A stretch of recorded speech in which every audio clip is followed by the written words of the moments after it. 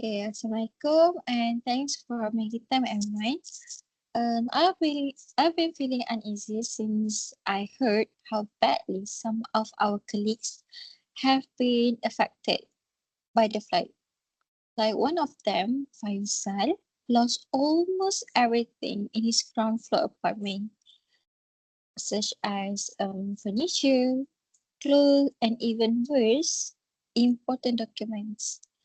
And then there is Aina, who is staying at a relief center with her two kids. Imagine trying to get your children ready for school while living in a crowded hall with no privacy. It just doesn't feel right to sit here in a dry office while they are going through that. I don't think it is enough for us to just send well wishes in the group chat. I think we need to come together and do something meaningful, both practically and emotionally. That is why I asked us to meet. I know all of you are thoughtful and reliable, and I believe we can lead something together, something personal and impactful. I feel the same like that. It really is close to home. I talked to Aina yesterday too. She said her kids are struggling to sleep because of the noise at the center. And she's trying so hard to hold it together at work. I just keep thinking, what will I do if I'm in her shoes? And the truth is, none of us can stop, but we can lighten the load afterward. Maybe the first thing we is just really listen to what they need. Not everyone needs clothes. Everyone needs clothes. Some may need help paying for transport or replacing school books, or even just finding a quiet place to rest. I'd be happy to start by calling or messaging the affected staff in a private, gentle way just to ask what kind of support they actually want. That way, we're not guessing, we're responding with care. It's so important that we listen first, Irdina. I was thinking the same thing, that we shouldn't assume. Some people might already be getting donations from other places, but still feel emotionally overwhelmed. And then there are practical things no one thinks of, like chargers, clean socks, or school uniforms. Maybe we could divide it into three streams: items, money, and emotional support. We can have donation bins for supplies, a shared account for contributions, and then something more personal like care letters or recorded messages. If we plan it right, we can keep the momentum going for a few weeks instead of just one burst of activity.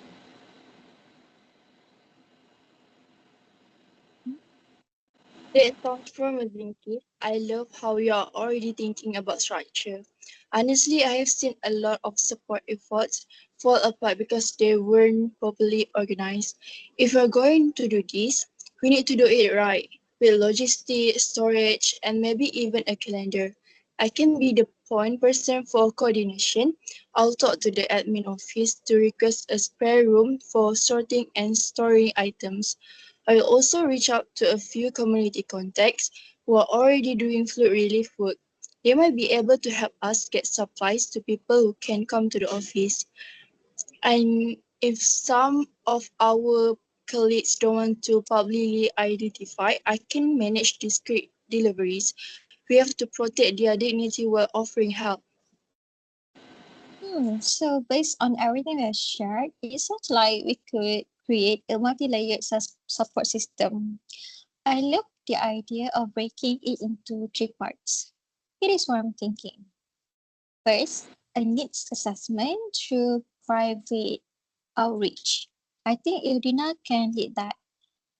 Then a resource and a donation drive broken down into weekly themes. Christina can organize that, and Dia will handle logistics and distribution. And I will take on communication with management and HR. I think this is also the right moment to propose a longer term solution. a dedicated disaster relief fund managed by HR with contributions from staff and possibly company meeting matching. That way, future emergencies like floods, fires, and accidents can be met with quicker, more organized support. But for now, I will request a meeting with HR, present our immediate plan, and pitch the idea of the fund as part of our larger care culture. If they are on board, we can lay the foundation for something lasting. Yes. That's exactly the kind of structural change we need. And HR is the perfect partner for this. While I began reaching out to affected colleagues, I will also ask HR if they have guidelines on how to handle emotional wellness during crisis recovery. For some people, trauma shows up later. Maybe HR can help us arrange professional counseling sessions or even wellness check-ins. And if the disaster relief fund takes off, it could cover things like mental health services or transport assistance. This effort is more than just reactive to a flood. It's a chance to even compassion into our policies. Totally agree. I'll prepare campaign visuals and a one-page write-up that you can use in your HR meeting, Laila. I'm also thinking we could suggest a hybrid donation model. Cash into the relief fund and goods into our weekly collection bins. The fund could also cover small emergency grants like buying new school shoes or fixing a broken appliance. HR might be open to this if we show that it's transparent, accountable, and truly helps morale. We are not just being kind, we are strengthening the workforce.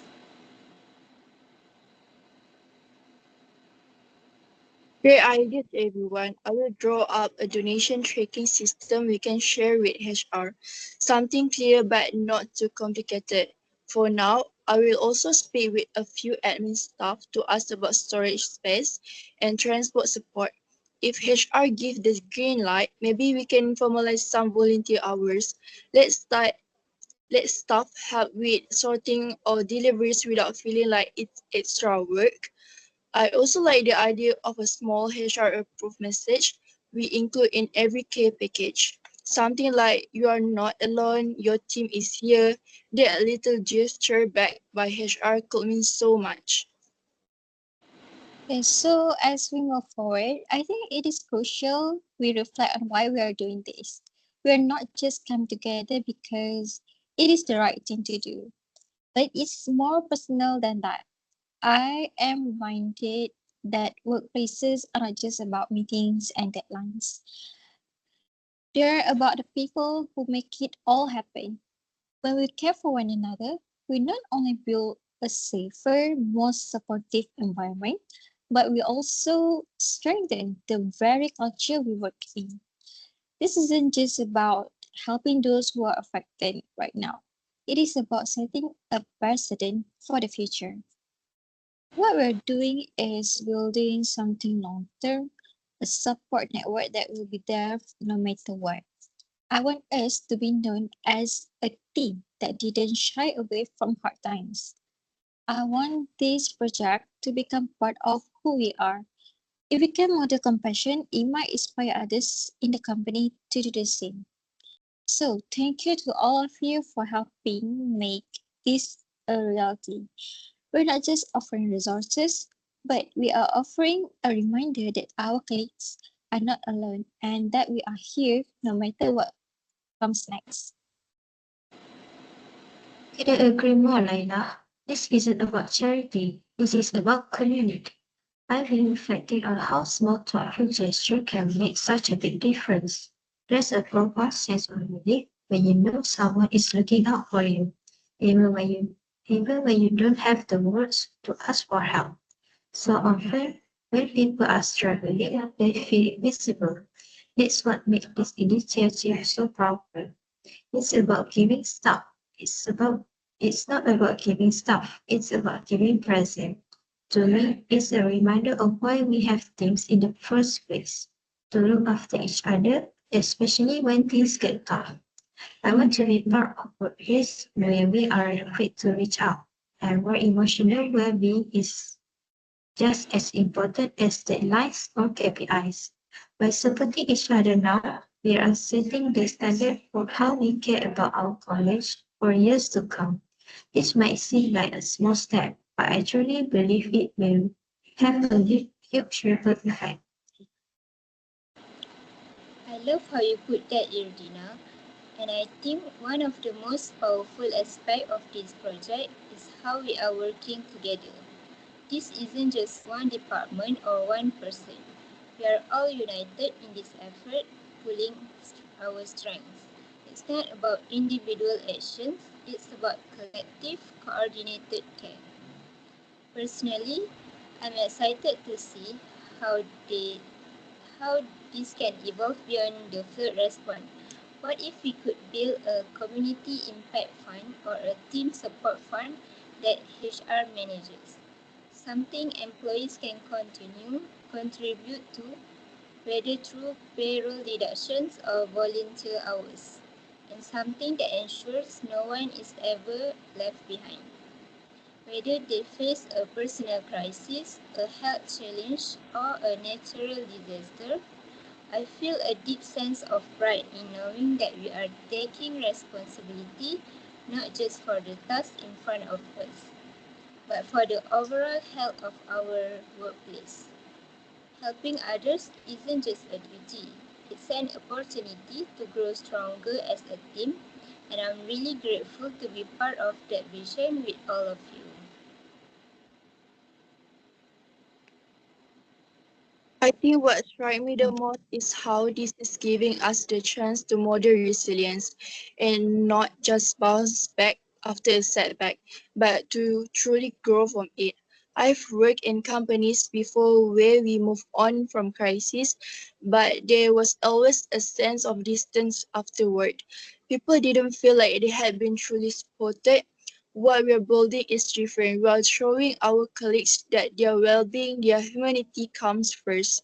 And I'm confident this will foster an environment where people feel seen, heard, and respected. It will encourage others to speak up when they are struggling and when they need help. I'm excited to be part of a team that will push to change the way we think about care in the workplace. We are not just addressing this one moment, we are helping shape a future where kindness and action go hand in hand. I think we're all feeling the same thing here. This is more than just a response. It's a vision to what our team and company can be. When we work through this together, we'll make sure it is not just about a flight. It is about creating a culture where people know that they can count on each other, no matter what life throws their way. Thank you, everyone, for being so thoughtful, passionate, and ready to step up. I am proud of what we have started, and I am excited to see where we can take it. Before we wrap up, I just want to sincerely thank each of you again for being here and for bringing up such thoughtful ideas and heart to this meeting. It really shows how much you care, not just about the work we do, but the people we do it with. Yes, thank you everyone. This meeting reminded of how powerful it is when we come together with compassion and intention. I'm really proud to be working alongside all of you. Same here. I feel so energized and hopeful after hearing everyone's ideas. I think we are doing something truly meaningful, and I'm grateful to be part of a team that doesn't just talk about kindness but acts on it. Thank you, team. I really appreciate the trust and teamwork in this room. I'm looking forward to seeing this plan come to life and making a real difference for our colleagues. All right, let us stay connected over the next few days as we start taking action. I'll send out a summary of what we discussed and next steps. Thank you again. Let's move forward together with purpose and care.